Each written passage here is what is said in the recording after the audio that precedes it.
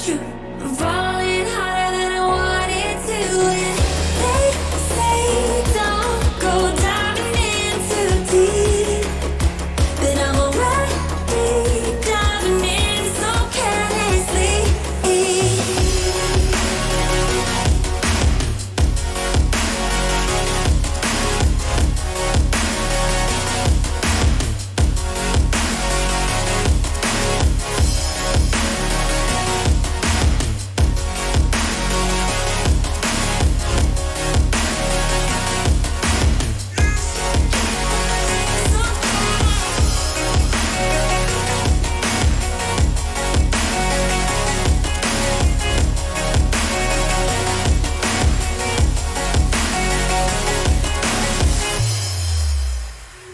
I'm losing my mind in a wave of you. Sweats me up like the ocean blue. Can't lie, gotta face the truth. I'm falling harder than I wanted to. And they say don't go diving in too deep, but I'm already diving in so carelessly.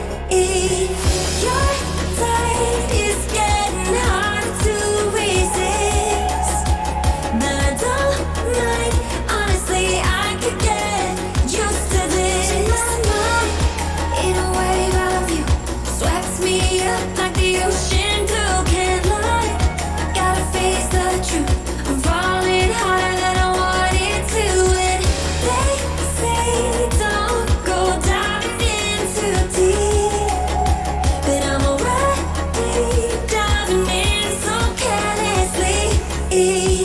Your tide is getting hard to resist, but I don't mind. Honestly, I could get used to this.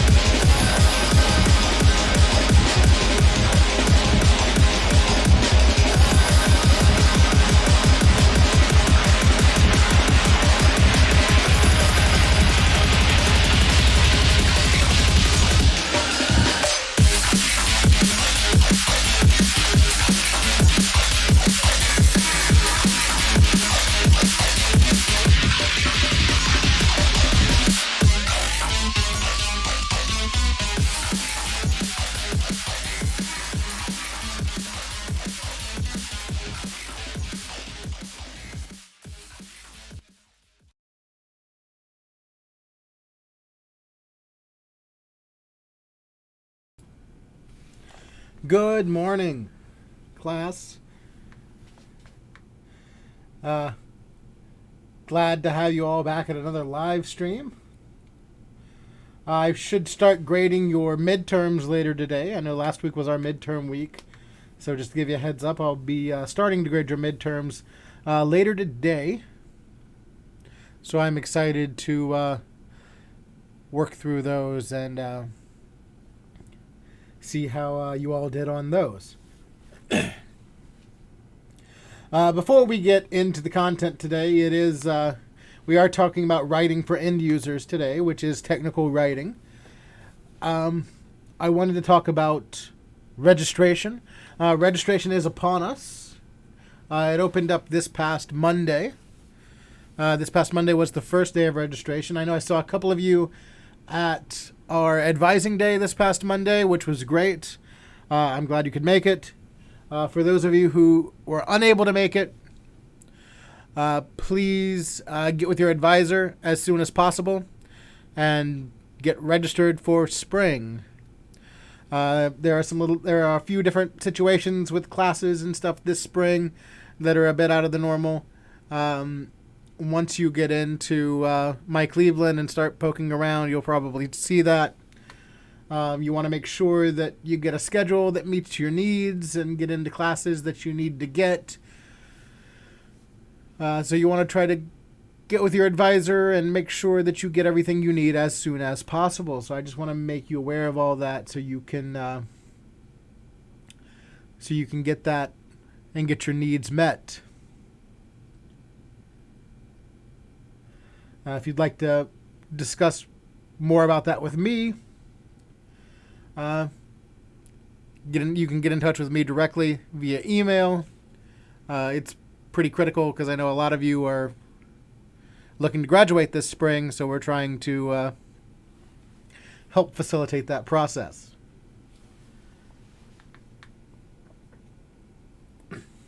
So today we are talking about writing for end users, and writing for end users in particular is referencing technical writing. And when we're talking about technical writing, we are talking about something specific. Technical writing means something. You know, you're used to writing in your English classes and in your various other classes. You know, you're used to doing a certain kind of writing. And that's all well and good, but it oftentimes doesn't fall into line with what we're looking for when we're looking to do some technical writing. So what we're going to talk about today is we're going to talk about what technical writing is, how you can better execute technical writing, because there's a possibility that you will be asked to do some. You know, in your role as a computer training or support agent, one of the things that you might have to do is create documentation. A new process comes about, a new device is introduced into your ecosystem, and you are the expert on the technical, you know, on all things technical, being somebody who works at the help desk. So as such, you know, then you could be one of the ones that are tasked with creating documentation, creating instructions, creating a manual, creating some kind of something to help users use new technology or use new features of technology. So it's imperative that you have an understanding of how to write in such a way that you're creating good technical documents. So that's going to be the basis of our discussion today. So when we're talking about technical writing, we are talking about something specific.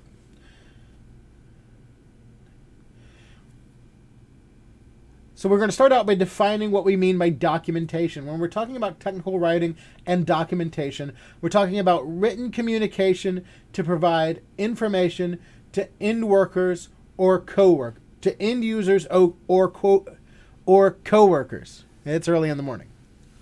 Written communication to provide information to end users or co-workers. So there are goals here. We have something that we want to communicate. We have ideas. We want to communicate effectively and efficiently.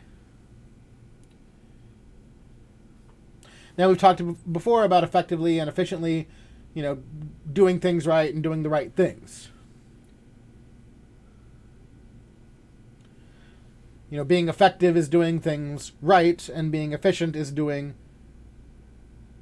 or scratch that, reverse it. Being effective is doing the right things. Being efficient is doing things right.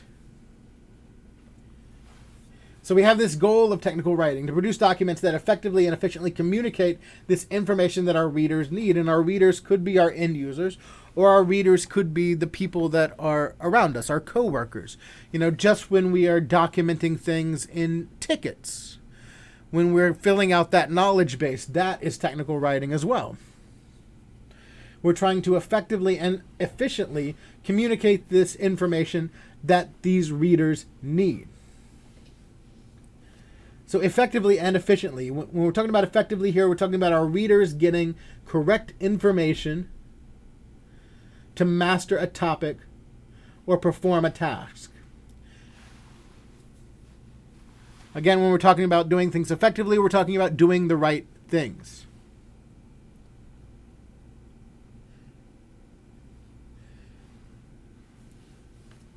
They're getting the correct information to master a topic or perform a task. And I think one of the things to kind of hold in our pockets here is this word in particular, master.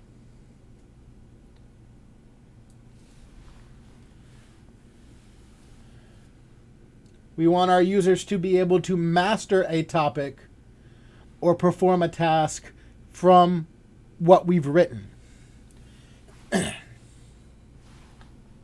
We don't want them to just be able to have a generalized idea of what's going on. We don't want them to be vague with what is going on. We want them to master it.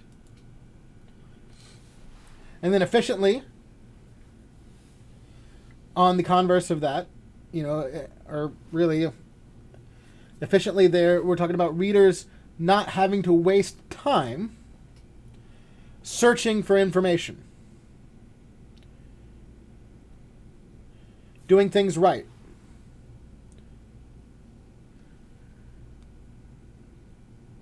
We want our readers to have everything that they need to be able to master that topic or perform that task right up front, to where they don't have to waste any time searching around for what they need. We want to meet needs immediately for our users to be able to do what they need to do. So good technical writing saves users time. Even though they're having to stop and read instructions. Like, it sounds counterintuitive to what you're thinking in your head. If I have to stop and read these instructions, I'm just going to waste my time reading these instructions. But if the technical writing is good, if the instructions are good, then this technical writing is actually going to save our users time, because they're going to be able to get the information they need quickly and easily, and by the time they read it, they're going to be able to master that topic or perform the task that they need to perform. Now, this is quite a difficult thing to be able to do, as you're probably sitting there thinking about it. Oh man, I have to write something that is, where they don't have to waste time searching for information, and they also have to be able to master the topic. Sounds tough. And it kind of is. But it also kind of isn't. When we're talking about technical writing in a more broad sense, what we're really talking about is workplace writing. The term technical refers to the knowledge that, it's not widespread knowledge. It's not general knowledge. It's knowledge that is specific to the territory of experts and specialists. Now, who is that expert? Who is that specialist? It's you. You are that expert. You are that specialist. As a help desk support agent, as a technical support personnel individual, you are the man with the, or woman with the technical prowess to be able to create these instructions and do this technical writing because you are the expert, you are the specialist. This is your purview. It is knowledge that is not widespread. It is knowledge that is specific to you. And we're talking about it in our sense in terms of technology. And when you think about technical writing, you know, you hear technical and then you hear technology, and you might conflate the two terms together and thinking that technical writing might inherently be about technology, but it's not. Technical writing is in whatever field that has a specific knowledge, a specific set of information that's related to it, whatever you decide to become. Even if you go through this program here, you get your associate's degree, you decide to go ahead and take a left turn and get into an entirely different industry. You know, you decide to become an automotive mechanic, you decide to become a hairstylist, you decide to become a store manager. Whatever you decide to become, you become a specialist in that particular area. And whatever you write that is specific to that particular area, that includes knowledge regarding that particular area, that particular field, becomes technical writing.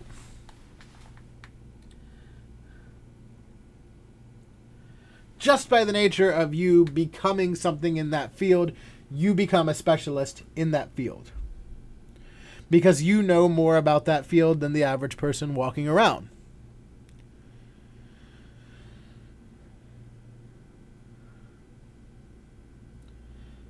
So if you get into technology and you write a technology manual, that's technical writing. If you get into automotive mechanic work and you write something about how to repair cars, that's technical writing. If you get into, hairstylist, if you become a hairstylist and you write something about how to cut hair, that's technical writing. If you get into, if you become a store manager and you write something about how, the best ways to drive sales in your store, that's technical writing. The term technical writing itself is rather broad, so I don't want you all to kind of get pigeonholed in this whole technology kind of thing. We're talking about it in terms of technology because this is a computer training and support class. But the idea of technical writing is broad and expands beyond what we're talking about. So these are some technical writing characteristics. These are our goals when we're writing something in a technical writing style. These are the things that we're striving to do. One is that we're trying to achieve an economical writing style. An economical writing style. Just like if you were economical with your money. You don't want to spend all of your money. If you use an economical writing style, you don't want to spend all of your words. You want to be thrifty with your words in that regard. With an economical writing style. So we're going to want to use the fewest amount of words possible to convey the information that we want to convey. 2 is that we want to begin with the most important information first. Remember that our users, when they're coming to read what we've written, they have a goal in mind. They have a goal in mind when they come to get our instructions. So we want to begin with the most important information that the user needs in order to be able to achieve said goal. And in doing so, we want to communicate information that is vital to the reader's productivity. And in saying that we want to communicate information that's vital to the reader's productivity, then that also means that the opposite is true. If the information is not vital to the reader's productivity, we can leave that out. It has no place in our technical writing. We want to use styles and formats that help readers understand a sequence of events and document organization. So we want a document that's well organized. We want something that's kind of listed in order. We want to use numbering and bullet points and kind of step-by-step instructions. You can take and you can list an entire set of instructions as prose, but then your reader is going to have to go through and pick out the important bits. But if you went through and you listed, step 1, step 2, step 3, step 4, then your reader can kind of go through and they can kind of skim and they can say, okay, I've done that, I've done that, I've done that. Okay, I haven't done this yet. Let me pick up from here and let me start with what I need to do from here.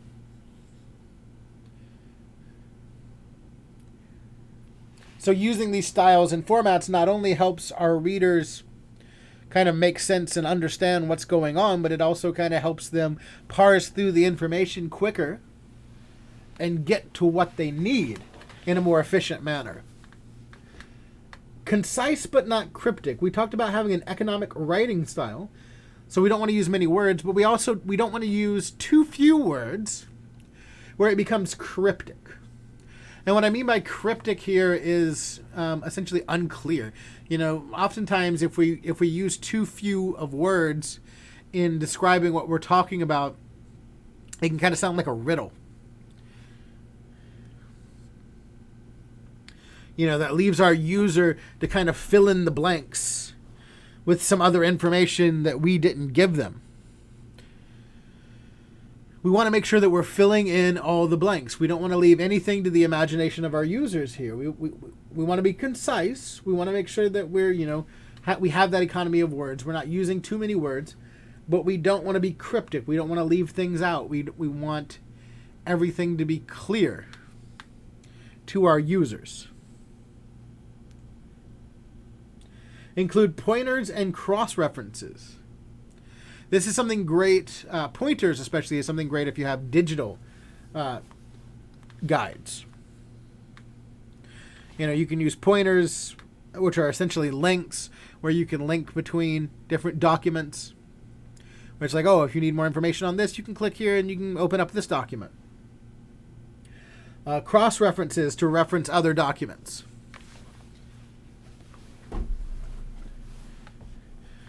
One of the big things to get out of including pointers and cross-references is that when we're writing instructions, when we're writing this kind of technical documentation, we're focusing on one thing. We're focusing on one thing in our technical documentation.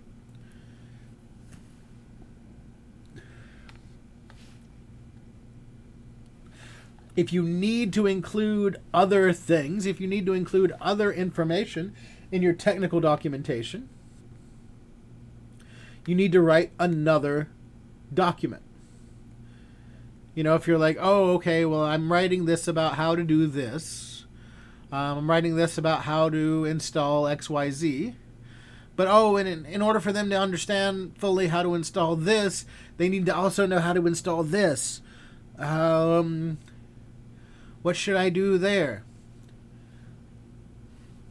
You write an entirely separate documentation about how to install the other thing, and you put a cross-reference at the beginning saying, prior to installing this, you need to make sure that you install this. For information about how to install this, please get this set of instructions,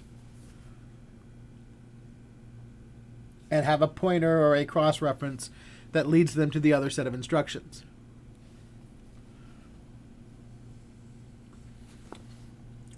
And finally, we're focusing on information instead of entertainment. And this is where we really divulge from English classes here.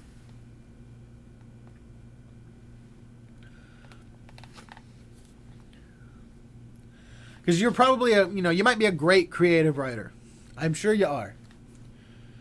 And you could probably tell a great story, and your own personal life story is probably great. And you watch a lot of these reality shows on television, like the next Food Network star, and they talk about injecting your personal story into into your recipes and how that's, something that you can get like people to connect with and make it interesting, but that's not what we want here. That's not good for technical writing. That might be good for television, but we're not making television. We're making, technical documentation. We want our users to get the information they need as quickly as possible. If they have to, wade through your personal story about how you got your first computer and you installed asteroids on it and it was a lot of fun, then that just wastes their time and prevents them from doing what they want to do. So, we can kind of take those stories and that entertaining type of stuff and we can just kind of take it and throw it right on out the window. We don't need it. We want to focus on that information, not the entertainment. Because we want our users to be able to get the information that they need as quickly as possible. So we want to remove any of that fluff that would prevent them from getting the information. So here are some strategies. Some things to do and some things to not do. One is to use short, simple, declarative statements with phrases and lists. So just short, simple, declarative statements. Install blah, blah, blah. Point your mouse to this icon. Double click on this icon.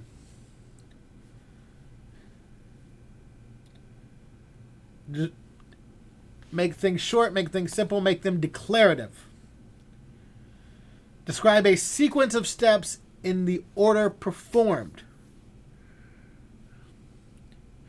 Make sure that you're doing things in order. That almost seems self-explanatory, but I have to explain it. Include pointers to where readers can find more information. Use format elements to help readers understand both organization of information and the transitions between topics. So you want to make demarcations between different types of information clear. You want to make demarcations between different steps clear. You're formatting your elements to make everything as clear as possible. So really the biggest goal out of our strategies here, we could take all of these 1, 2, 3, 4, 4.2 strategies, and we can narrow them down to one word, and that's clarity. Clarity is the driving factor that can get us that efficiency and that effectiveness that we talked about. It's the driving factor that can get our users the information that they need in the shortest amount of time. And we have some things to avoid here. Run-on sentences. And really when I'm talking about run-on sentences here, I'm talking about making sure that your spelling and grammar in general is correct and good.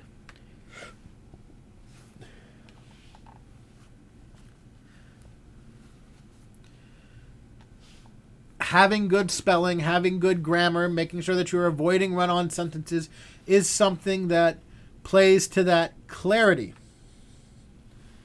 If you've ever read a document that is has a lot of spelling errors, grammar errors, a lot of run-on sentences, you realize how quickly that all of these different errors can start to kind of fog up the writing.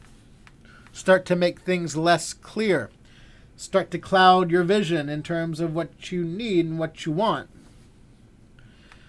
So you end up reading things 2 and 3 and 4 times. And that's not ideal. That's very much less than ideal. So in that sort of way, spell check, grammar check, go through, make sure you're not using any run-on sentences. If you're using short, simple, declarative statements, it should be easy to avoid run-on sentences. Then we have humor. Avoid humor and avoid calling attention to the writer's personality or style. This is more of that fluff I was talking about. We want to avoid that fluff. Anything that could create a barrier between our users and the information that they need. Even if we want to write a joke that would kind of break things up, or want to call attention, write some kind of personal story that would kind of break things up and make things a little more interesting. That's all well and good. And if we were writing things creatively, or we wanted to, do things for a different type of audience, then that would be one thing. But in this case, with technical writing, we don't want to create those barriers between our users and the information that they need. So we want to avoid that kind of stuff at all costs. Now, there are two different ways that we can organize a technical document. One is sequential organization. And this is, the most common way that we see a general document organized. Sequential organization follows a step-by-step sequence from first to last. So this is your step 1, step 2, step 3, step 4.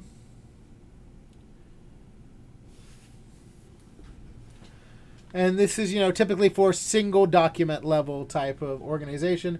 We also have hierarchical organization, which in this case, this type of organization flows from top to bottom and from general to more specific information. And with hierarchical organization, with technical documents, we're typically looking at like an online help system, something where we have a group of documents that are organized. So while we're looking at sequential organization for like a singular document, hierarchical organization kind of organizes a group of documents together, or it's how we organize kind of a group of documents, to where we start out with like the easier, more general topics, and then as we progress and work through different steps, things get more specific with how you handle issues. And you've probably encountered hierarchical organization or hierarchical organized documents without even realizing it. Because as you work through a lot of online help system type documents, you'll get to one of those links where it said, oh, was this information helpful? Yes or no? And if you select yes, then it kind of kicks you out and takes you on to the next thing. If you select no, then it gives you more specific information about different things. That kind of flows you into some more hierarchical, organized information. So that's kind of what that is referring to there. Now, when you're planning a document, it's important to know a few things. Who is your target audience? Because remember that when you're doing technical writing, you're doing technical writing for a number of audiences. It could be for end users in general. It could be for your coworkers. It could be for, any number of groups. This kind of harkens back to that user classification stuff that we talked about back in Module 1. So we ask ourselves, what does the audience already know? What does the audience need to know? What do you want the audience to be able to do when they finish reading the document? What medium will be used to transmit the document to its audience? All of this stuff lends itself to what you need to do to kind of prepare to make a technical document, how you need to write it. Because one of the things that we don't think about really in general is that one of the issues when we're creating technical documentation is really what we're doing adult education. So one of the things that I try to talk about is like a 10,000-foot view of adult education when I'm talking about technical writing and various topics to that regard. So who is the audience? What does the audience already know? What does the audience need to know? What are your goals and objectives for this document that you're creating? What does the audience need to know? What do you want them to be able to do? And then what medium will be used to transmit it? Will it be on paper? Will it be online? Will it be a video? Will it be a presentation? You know, it's 2019. A document could be a video. You know, when we're talking about technical, when we're talking about a technical document in 2019, you know, it could also be a video in that sort of way.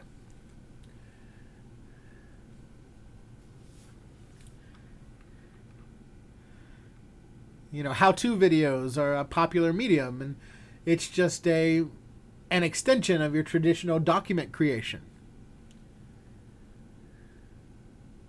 It's basically the same thing, just on video. So we can talk briefly about the importance of audience. You know, your technical communication is the delivery of technical information to the readers or listeners or viewers.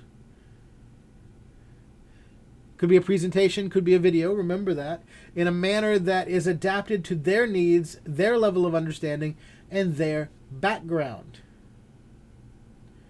So you are challenged to write about highly technical subjects, but in a way that a beginner can understand them. And that's going to take me to my last slide of the day, is this challenge to write about highly technical subjects, but in a way that a beginner can understand. And so I'm talking about the Feynman technique here. Coined by Dr. Richard Feynman, educational professor. You know, we're talking a little bit about educational theory, talking about, you know, teaching people, teaching adults. And so when you're trying to understand how to teach something that's highly technical, but in a way that a beginner can understand it, one of the things that we can do is we can adopt the Feynman technique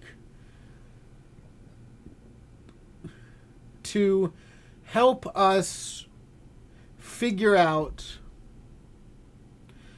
how we need to approach our situation.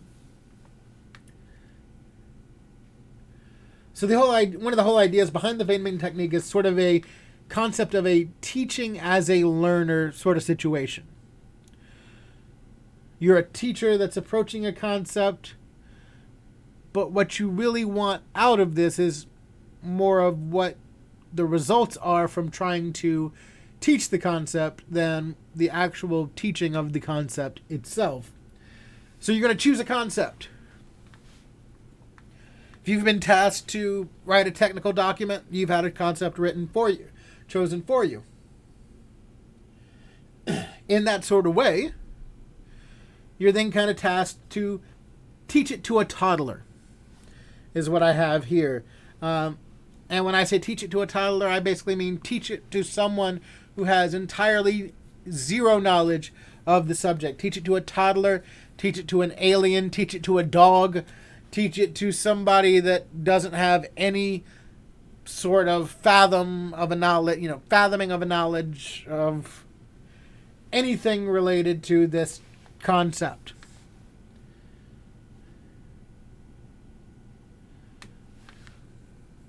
And then in the idea of how would I teach this to someone who doesn't know anything about it,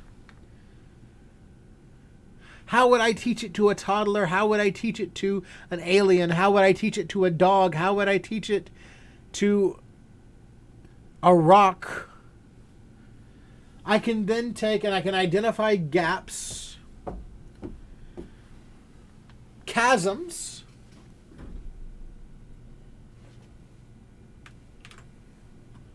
where the learning is not taking place. When we're thinking about learning, we end up with these gaps a lot of times. We have where our users are.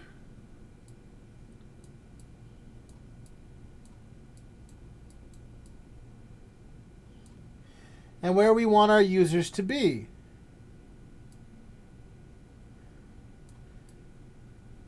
We'll represent that with us. So we have where our users are, in terms of their knowledge and skills and abilities. And then we have where our users want it to be. And then we have, in the middle here, we have this gap.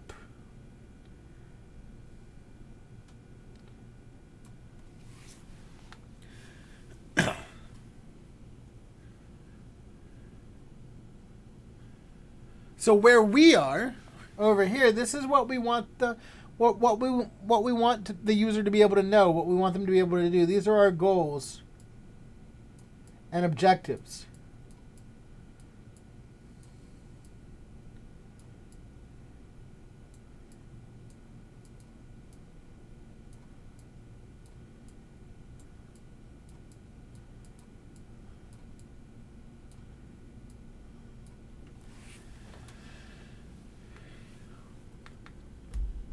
But there are these gaps that prevent our user from getting to the goals, getting to the objectives, getting to where we want them to be. So we need to be able to identify what these gaps are that are preventing our users from being able to reach our goals, reach our objectives. And in doing so, build our documentation in such a way that bridges this gap.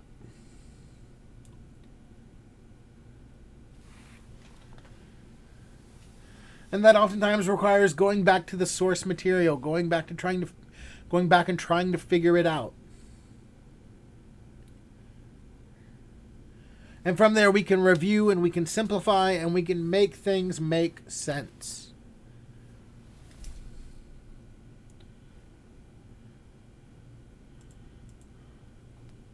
I'll leave you with this quote here from Mortimer Adler, who said, "The person who says he knows what he thinks, but cannot express it, usually does not know what he thinks." That's really at the heart of what we're trying to do here with the Feynman technique and getting you to write your technical documentation surrounding this Feynman technique idea. Because you have the ideas in your head, you have the technical ability, but you have to be able to express it in a way that other people can understand it. So in order to truly be able to know, you also must be able to execute that expression. Now that's where I'm going to stop today. Remember to get in touch with your advisors or get in touch with one of the instructors and get registered for spring as soon as possible. I'm going to hang out in the chat for just a couple minutes and answer questions if anyone has them. Otherwise, that's all I have for this week. Thank you for coming, and I will see you next time.